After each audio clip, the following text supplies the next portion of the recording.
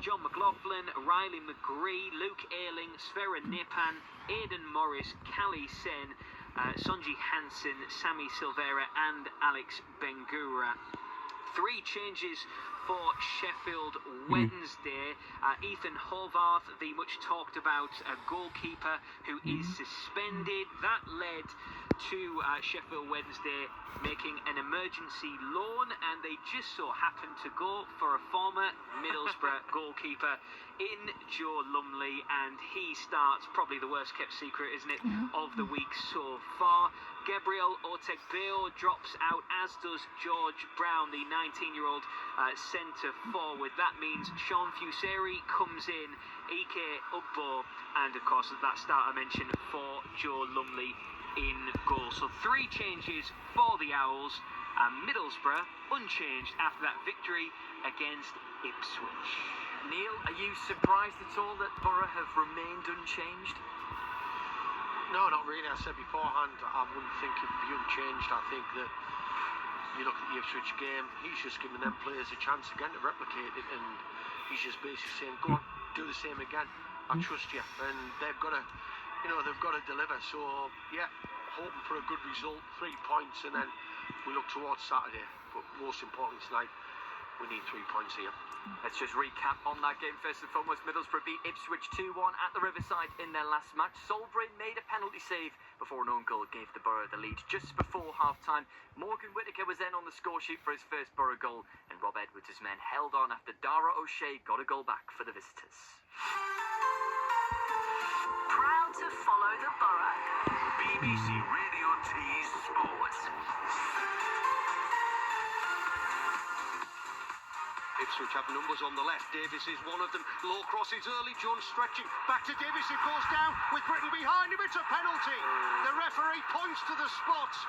Callum Britton penalised. Ipswich have a penalty and Britton is booked. Hurst against Bryn from the penalty spots. Hurst right-footed. Bryn makes the save. Sol Bryn, you absolute beauty. Tips it round the post. Hurst went low to the keeper's right, and Bryn read it all day long. It's a penalty save from Sol Bryn, and it is still goalless. Time almost up here in this additional minute. Hackney to Bergdorf, rolling his man, right side of the area. What's the pass like? Drives it in! It's an own goal! It's Cedric Kipre! And right at the end of the first half, it is Middlesbrough who strike! Bergdorf makes it! Kipre finishes it! Middlesbrough 1, Ipswich Town 0. What an end to the first half! Strelec stays on side, right side of the box, low cross. Whittaker's there! Morgan Whittaker! First for a goal! It bounced his way! He made no mistake! Left-footed to double the Borough lead! The relief, the ecstasy for Morgan Whittaker as he makes it Middlesbrough 2, Ipswich 0. Ipswich corner, right-hand side. Towards the front post, flick on, flick in from O'Shea. That's a poor goal. He got free and he glanced his header past Bryn. Ipswich are back in this one. Borough lead 2-1. BBC Radio T's Sports. Yeah, just a quiet night at the Riverside on Friday. The Borough beating Ipswich Town by 2-1. Joined at Hillsborough by Rob Law and Neil Maddison. Neil, in terms of the Borough beating Ipswich, of course, a team that have just come down from the Premier League. They're not setting the world alight, as are none of the newly relegated sides, but moving 3 points ahead of them in the table, how significant is that?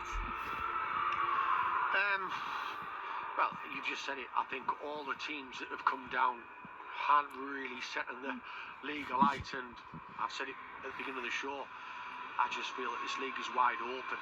I really do. Just going back to that goal, when they scored 2-1, I watched the goal again, and I actually said it was a poor goal to concede, and it was, because he gets in near post, but if you look at it, Alfie Jones gets blocked.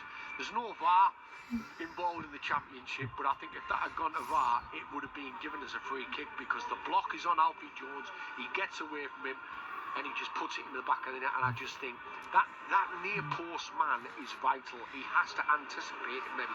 I think it was Conway sat there, but it's a decent finish, it slides off his head, but yeah, Alfie Jones just gets blocked off, and I think you go to the the Premier League, that is not given. Yeah, well, just as well as no VAR, because Alfie Jones's deflected shot that just so happened to brush his hand may have also come into question. But let's be honest, Sol Brynn probably would have saved that as well, wouldn't he? I've said before in the game, I fancied him to save the first one. I just, the timing, how long it took to take, and if you just watch Sol, he's just leaves it open to the right hand side, leaves that little bit of a bigger gap to the right hand side, and he just pulls it off and pulls a good save. And yeah, we thoroughly deserved it. I thought we were good on the night. It was a good game actually. It was end to end. It was a really good game. Yeah, really, really entertaining game. And you're hoping tonight it's entertainment, but it's one-way traffic, and you get the job done in the first half. I'm hoping we do, because as I said, you've got to start off. I think when you're playing teams like this, I think quality always rises to the top. You've got to grind at times. You've got to really put the work in to try and get yourself on top of the game. And once you do, your quality shines through. And hopefully that's what happens in this first half. And if you can get away 2 or 3 goals, you can see the second half over. But nevertheless, these are a team that are fighting. And when you come into teams like this, they're always difficult. Stephen's been in touch on the text and says, as well as being a Borough fan, I'm also a fan of football, and to see the malice at Hillsborough caused by the actions or inaction of their owner fills me with sorrow and anger. I thank the football gods for Steve Gibson. Despite my sympathy for the Owls, and first and foremost a Borough fan, and look forward to 3 goals at least going past Joe Lumley tonight, who's going for a 3-0 win. Stephen, thank you for getting in touch on the text. Now, one player who's going to want to be among the scorers again tonight, Morgan Whittaker. Do you think he really made a case to keep his name in that starting 11 tonight, Neil, given the goal, the confidence that will have given, hopefully? Yeah, I think he deserved that. And, I thought both the players, I thought Bergzorg in particular as well, did really well. I thought in terms of how he played, Bergzorg, I think he had time on the ball. Normally, it's a fighting ball all the time, but he picked up little spaces and give himself half a second more. And it's important in football that half a second more. And I thought Morgan Whittaker did the same as well. The pass, he kept on going into the box as well, and gets his shot off, and he gets the goal. You seen the relief, and you heard his interview afterwards. Brilliant interview with Mark afterwards. Yeah, it was such a good interview with Mark and him. I was so pleased with him, and I'm hoping that this really sets him up. I'm hoping that he comes here. I think sometimes when you come to stadiums like this and you know what's going on, I just think he has that feel-good factor about him now, and I'm just hoping we see he replicates what he did the other night, and a little bit more. You want to see a lot more. I think he's got great ability. I think he's a lovely person, but also on the football pitch, I just feel there's something there. Yeah. And if you can just edge a little bit more out of him, you might just have a player. The two we mentioned before at the beginning of the show, I think the two players that started out wide are pretty much out and out wingers. They can play that role. They haven't been the number 10s, even though they can flip inside and work it. But you normally see Hansen and forget the other one now, lad from Man City, Sverre Nipan, Nipan doing that, coming in.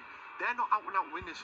These two are, and I think it suited us against Ipswich. It might not suit us against other teams, but whoever you play on the pitch tonight, it's about winning the battle first and foremost, and then showing your quality and making sure you get the job done. Just going back to Morgan Whittaker, Harry, I mean, the one thing that was apparent on Friday night when that ball hit the back of the net, not only was his reaction and that outpouring of emotion, and I think Dana mentioned it after the game in speaking with Paul, and it was the reaction of his teammates. I thought spoke volumes, because almost every single player in a Borough shirt went over to Morgan Whittaker and embraced him, had a word in his ear.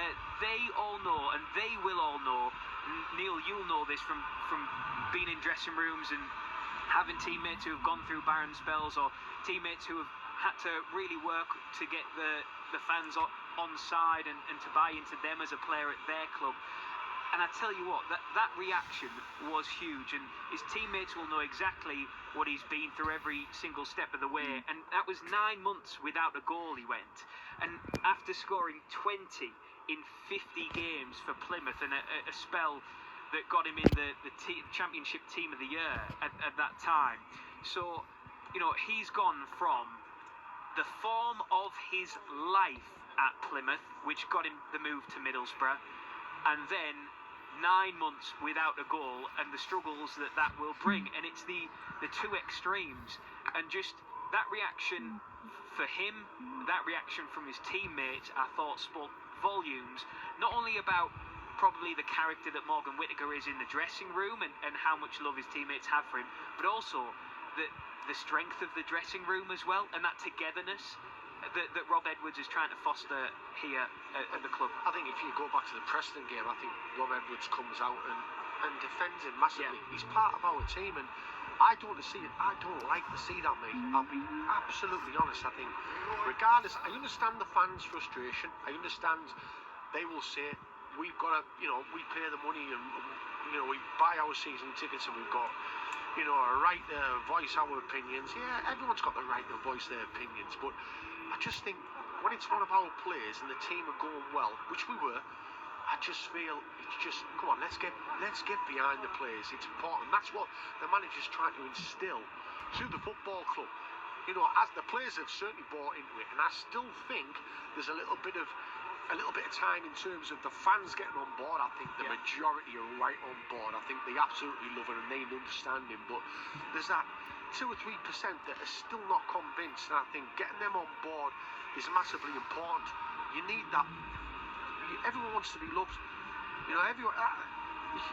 Every player on that football pitch want to hear the fans singing your name, and they want to be loved. And if they are, I guarantee you now, you'll see a better player. When you put it against him, you struggle at times. And we've seen that. I think getting behind the players in this team is massively important, because I said early on, this championship is wide open. It is wide open. It just needs one team, just grab it by the horns and just take it, get on that run of games, and all of a sudden you find yourself from possibly top to third. There's a gap starting to appear, and you're hoping that's us. Coventry is certainly starting to do that. They're starting to fire, and you're always looking at Coventry. You think they score goals. They got one conceded last night against Portsmouth, but I think on the front foot, if you can stop Coventry, I think you've got a chance against them. In terms of the forward area, I think the forward area, they're blessed with a lot of talent. But defensively, I think they'll be good. Can this fuel Borough's season, though, Neil, in terms of Coventry and these two sides at the top continually winning games, pushing each other on? That can only help, can't it? In a weird way. It is. It can. They've got something to aim for, don't they? They are, in a way, they're in a strange position in the fact that Middlesbrough are now one of the teams being chased. Absolutely. Rather than the chaser. Albeit, they're in pursuit of Coventry, but many teams will be looking at Middlesbrough and Coventry and saying, they're the measuring stick so far. Those are the teams we've got to get close to. And you know what, Rob? You've got to say, well, you ain't going to catch us. Yeah. It's as simple as that. You ain't going to catch us, because we're going to stay up there. You've got the likes of Bristol City. You've got Millwall who are flying at this moment in time. We haven't played Bristol yet, but we've played Millwall and beat them at their place. And it's there for us. It is there for us. All the teams that have come down are struggling. I still think they'll bounce back a little bit. I think in the transfer window, come Christmas, I think they'll reinforce and try and obviously do better. But from our point of view,